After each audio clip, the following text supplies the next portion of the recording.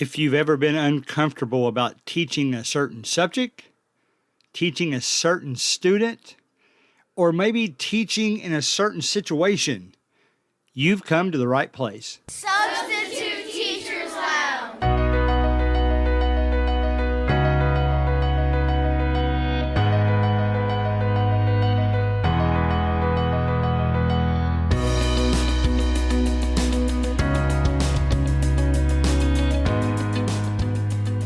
All right, folks, had another great working episode last week, the one about Google Quiz Forms.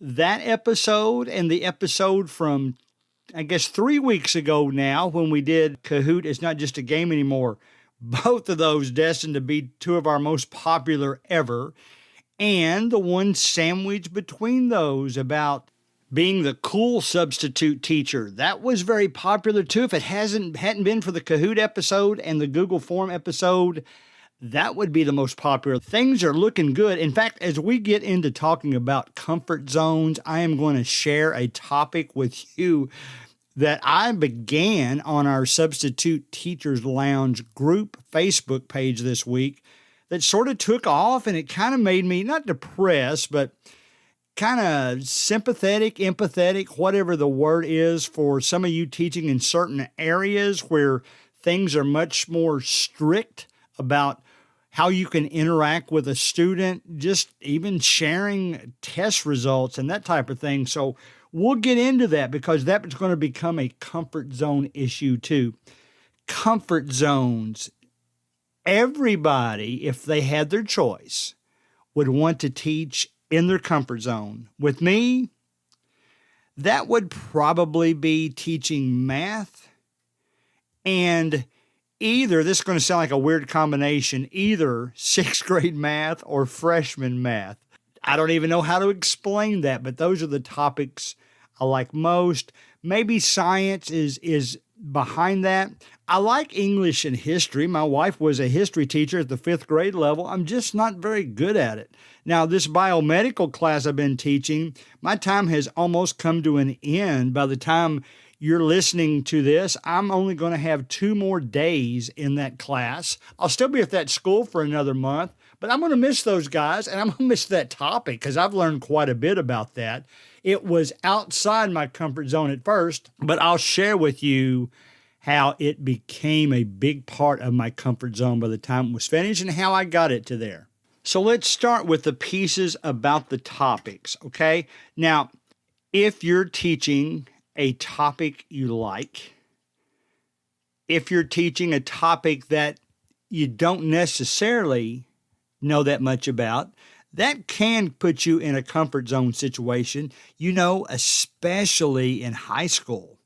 Because all of a sudden you've got the realization that if you're teaching a strong history class and you're like me when it comes to history, man, some of those students might know more than you do. So that's a little bit intimidating. You're outside your comfort zone. So here's what I would recommend doing first of all. First and foremost, try your best when you sign up for that substitute spot, whether you're doing it the night before, the morning of, to do a little research on that teacher if that teacher has not shared any notes with you. The great thing about Frontline is that teachers can actually load their assignments or contact you in some way so that you can see some materials that are going to happen, the classes that you're teaching. That way you don't go into it kind of blind. But I'll be honest with you, that's the minority of the teachers that do that. Most of them, they just schedule an absence, you take it, and you might not know what you're teaching until you go in there the next day. So here's what you do first. This will work well if you're teaching for a teacher that may have a more unique name. Probably won't work if you're teaching for Jane Smith. But go to Facebook, search that name.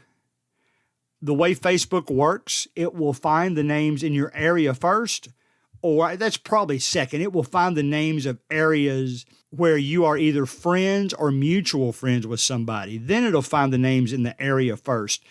And hopefully the teacher has shared enough publicly available information that you can kind of do a little research on the teacher. And a lot of teachers, most of the teachers will, in their about part of their page, will have posted what they teach, what school they're at. That will give you a good head start. If you are the type that likes to contact your teacher, some people don't do that. I usually do. And to be honest, I'm to the point now that most of the teachers, I've heard their name before, and I know they've at least heard of me. So I have no problem sending them an email the night before and say, hey, just give me an idea of what topics you're teaching. You don't have to give me details, but just give me the general topics and the grade levels that you're teaching. And they usually appreciate that because they know that you've gone out of your way so that you'll be comfortable when you come in their class and start teaching. That will remove some of that comfort zone anxiety from you, and you will at least be partially prepared when you go into that class the next day. The next thing, similar situation, if you're outside your comfort zone. Now, this probably works better if you're getting ready to go into a multi-day assignment, but it will work single days too. Once you find out that topic, if you really don't feel like you know that much about it, buy some books, man, or look for some books on your bookshelf on that topic, or Google some of the things that you're going to be studying. If you nail down the topic, the subject matter, maybe you're teaching the Revolutionary War, maybe you're teaching some things in math that even though you're good at math, you might be rusty on. In my case, I'll go back to this biomed class and anatomy I've been teaching. I actually knew that a month ahead of time. So I went out, and again, you've heard me say this before, I bought an Anatomy for Dummies book. That helped me immensely. And a lot of the notes, when the teacher later shared them with me, I was already familiar with them. And just jokingly tell the teacher that you've done that. They will appreciate it. You've gone out of your way to do that. Now, if you're in a situation where you're like a Kindle reader or some kind of e-reader, you can buy the book and have it instantaneously and start brushing up on things. Most of the dummy books, like Anatomy for Dummies, I think I only spent $7 or $8 on it, and I would never consider that a waste of money because I've got that book as a reference material again. If that subject ever comes back up again, I'm back in business. And I'll be honest, I hope the teacher thinks as much of me as I think she thinks of me, because I want to teach her class again. I've gotten close to those students. I've gotten close to that subject, and I want to teach it again. So hopefully I've established a rapport with her. In your case, with whatever teacher you're teaching, whatever subject you're teaching for, make sure that that teacher knows what you've done and you haven't just walked into the class blindly. I'll be honest with you, this week I had to get a sub for myself for one day. Wife had a little hip surgery and it was routine, outpatient. She's home, she's doing fine. And what I did was had to get a sub, and man, I've gotten so close to those students that one of them actually sent me an email and said, Mr. Collins, please tell me this is just a one-day thing, because apparently the substitute was yelling at them.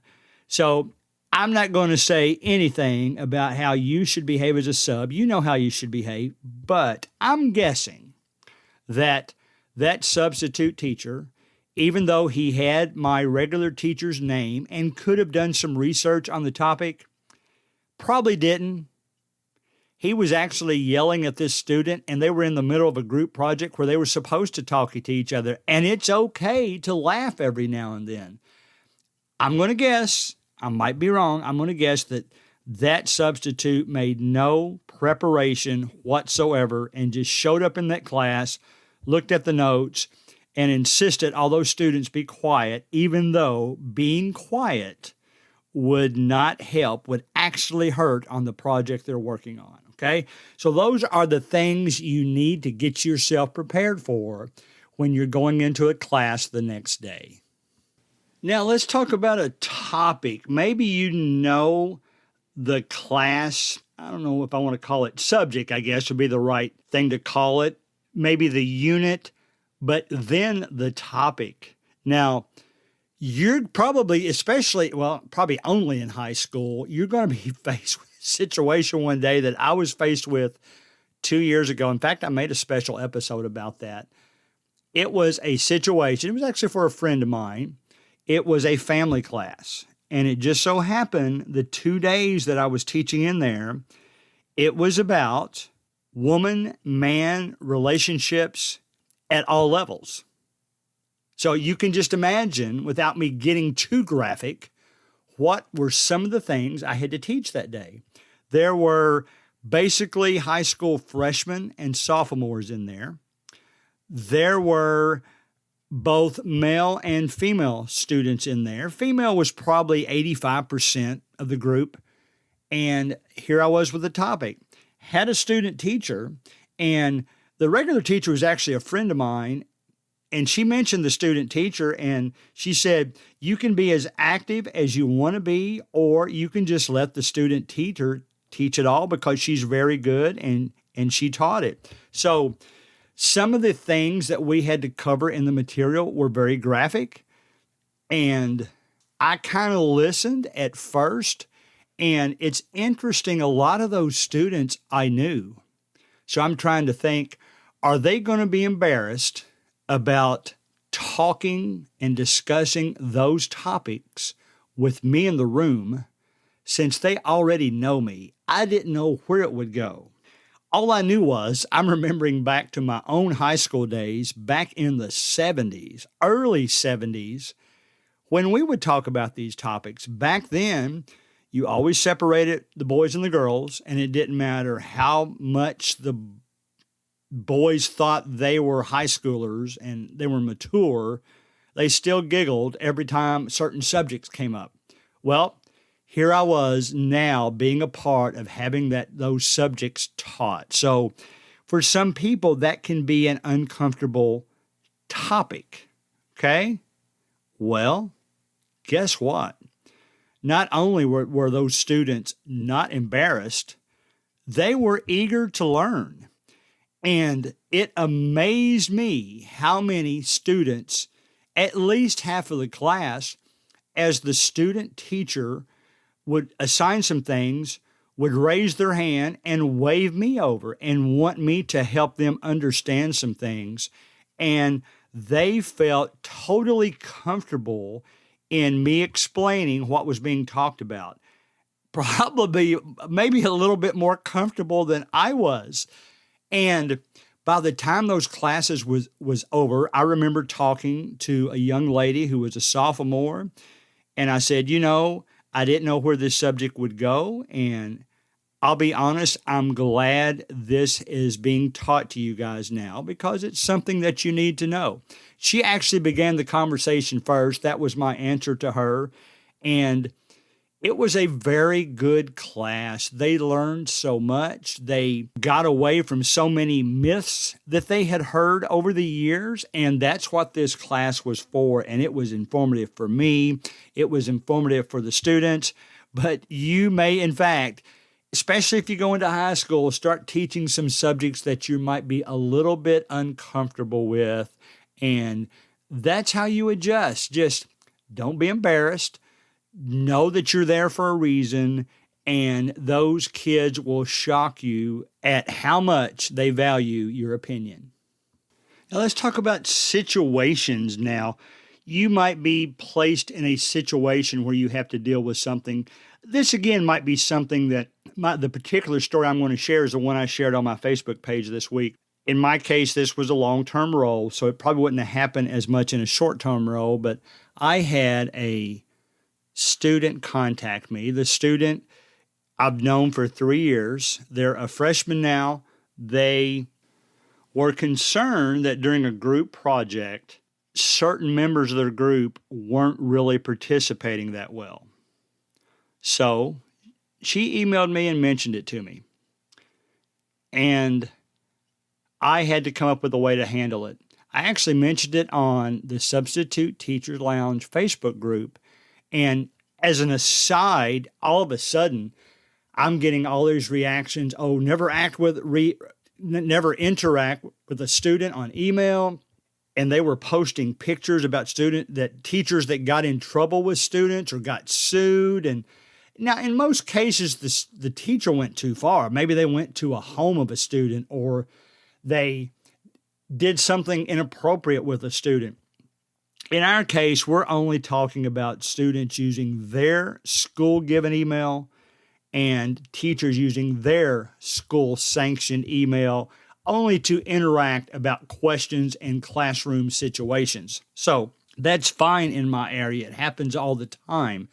But it was interesting to see that conversation on the Facebook group. Go there if you feel the need to review that. In this case, I was faced with how to handle that situation. I had to go back into the classroom and figure out a way to, this student is a very intelligent student, always has been, would never say anything about anyone. I think deep down she would have been fine with letting this student get credit for her work. But then the thing that pushed her over the edge is he started bragging about it. That's when she felt motivated to email me. She just felt so bad about it that she just felt that not only was she treated unfairly by her fellow student, but then kind of made fun of by her fellow student. So I took care of it. I won't tell you exactly what I did, but it resulted in the guilty party correcting the situation, me giving that guilty party a second chance, and I think both me and the original student and the student that tried to cheat, so to speak, we all grew from that situation. So you're going to be faced with situations in which you have to deal with a story, a classroom situation that a student shares with you. You're going to have to come up with a way to deal with that. Now, before you ask me the question, because I never mentioned it, yes, I shared that with the teacher. Now, I'll admit it, I probably should have shared it with her from the beginning, and I didn't, because I'd been in there 5 weeks. I wanted to try to handle it by myself. After I did, then I told her what I did. I was reluctant to do that because I felt like I handled it. It was over, and I was a little bit concerned because I said, well, if I tell her now, then that'll put thoughts in the back of her head that maybe this student is not good for her class. And I hesitated, but it was the right thing for me to tell her. And she understood the way I handled it, approved the way I handled it, and we went on from there. So if you're faced with a situation in a substitute teacher environment, do your best, keep your head on straight. Whatever you do, don't judge the second student until you get that side of the student's story too. In my case, the student, in effect, pled guilty. So I gave him that second chance. The situation that you might face might not be that easy, but you will face a situation where you're going to be put into an uncomfortable environment in which to deal with something. You've got to be ready for it. There's an old saying, and I'm just paraphrasing here because I don't know who said it and where it originally came from, but the best time to think about what you're going to do when you're faced with a certain situation is now. If you wait until you're faced with a situation to think about what you're going to do, well, then it's probably too late. You're going to make an emotional decision that could very well be the wrong decision. So think ahead of some situations that maybe you'll be faced with someday and how you'll deal with it when it happens, okay? Then, of course, the difficult student. You're going to have some. That's another situation you need to be thinking about what you're going to do. Probably outside of the working episodes that we've done recently, some of the episodes that I know are always going to be listened to well is when I talk about having a problem student in the past week, and here's how I dealt with it. Those are always the most popular episodes. One of my top 5 episodes ever was, "Oh no, there's a troublemaker in my class today." That was one of the very first 10 episodes I recorded, and it continues to be in the top 5. Everybody wants to know ideas about how to handle an unruly student. Okay? Here's how I do it. Again, I will give them the benefit of the doubt too. I will throw out phrases like, I'm not real crazy about you being disrespectful of me. I don't want you to be disrespectful of the students. Here, you're wasting their time. You're being so noisy, if it's noise, you're being so noisy that they can't do their work, and that's not fair to them, and I won't let that happen. Sometimes I've moved students back closer to me, and when I do that and they're removed by students, the rest of the students in the environment, they actually usually start participating more. I was faced with a student one time at a high school level. This has been years ago, and I want to make you think it's the students that I've had recently because I haven't had any trouble with them at all in this regard. So they were using some language. It was obvious they were doing it just to get attention in the class. And I could even hear some of the students who probably hear this language on a daily basis where they're the ones that are using it or somebody else, but they reacted. They reacted strongly. They knew it wasn't something that student was supposed to say. I kind of said, are you ready to take a walk to administration with me? Well, and they looked at me to see if I was going to be real. And I said, I'll give you a choice. We'll go to administration now, or everybody's allowed a mistake. Let's call this your only mistake, and let's correct it.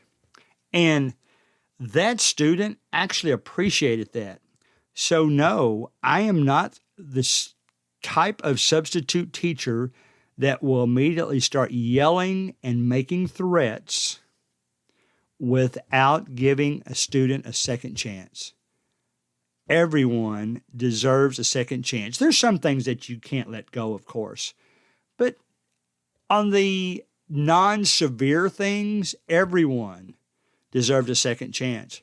And sure enough, by the end of that class, that student, the last 60 seconds or so, everybody kind of lines up at the door. This is pre-COVID. We don't do it as much now. This is basically the September 26, 2021 episode, and we don't do it as much lately, but they line up at the door. They're ready to go. I could tell this student kind of hustled up to the front of the line so he could stand with me, or apparently so he could stand with me, because he immediately started a conversation. He didn't apologize. He didn't say anything about what happened, just started talking about another subject. To me, that was telling me that regardless of what he said to me, regardless of what we were talking about, that was kind of his way of saying, Mr. Collins, I'm glad you gave me a second chance. I want you to know that I'm a regular person. He couldn't bring himself to say he was sorry, but after that situation, to come up to me and have a conversation with me, told me that he was sorry. Saw him later. I never really taught his class again, but he always said hello to me. I've had probably half a dozen students, and only maybe one of them didn't react positively, even though I gave them a second chance. All of the others did. They continue to come up to me in the hallway all the time and speak. Do they continue to kind of lean towards the troublemaker side? Yes, they do. Ironically, I haven't had most of them a second time. I think that's the way to go. If you yell at them immediately, you've lost them. You have no way of regaining that student's composure. Maybe if you kind of talk them through a second chance environment, things will be better.